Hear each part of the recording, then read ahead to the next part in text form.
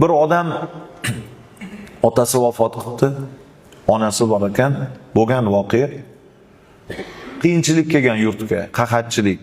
Hech qanaqa bir osh-ovqat yo'q, topishga puzuron narsa yo'q. Uyda bolalari bor, xotini bor, onasi qarib qolgan. Ertalabda bismillah debdi-da chiqib hech bo'lmasa biror narsa topib kelaman.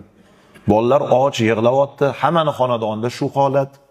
Ko'chaga chiqarganda o'tga borib, harakat qilib, mehnat qilib 4 dona yupqa non ko'tarar ekan, topar ekan.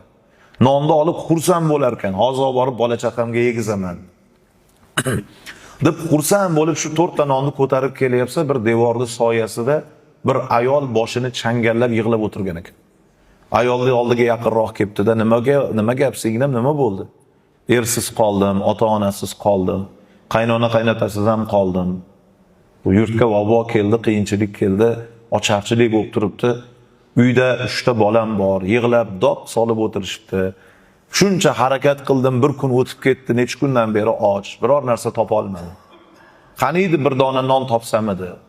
Haligi ayolga bu bolaning rahmi kelib 4 ta nonni shuna qo'liga tutkizib olar ekan. Mana tez olib borib yetimlaringga yedirgin. Allohga duo qilsin. Mana shu narsani olib borib yetirgin. Sen ayol boshing bilan shunaqa yuribsan. Men erkak kishi bo'lib turib yana topaman, olib bor. Qayerda topadi? Hech narsa yo'q. Ayolni jo'natib yordimda deydi. O'zi o'tirgan devorning soyasiga men o'tirdim endi. Hey Allohim deyman. 4 ta non topdim. O'zi qahatchilik, kambag'alchilik, yeyishga hech narsa yo'q.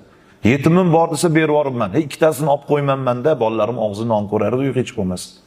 Yig'lab o'tirsa birov kelibdi qidirib, hovliqib.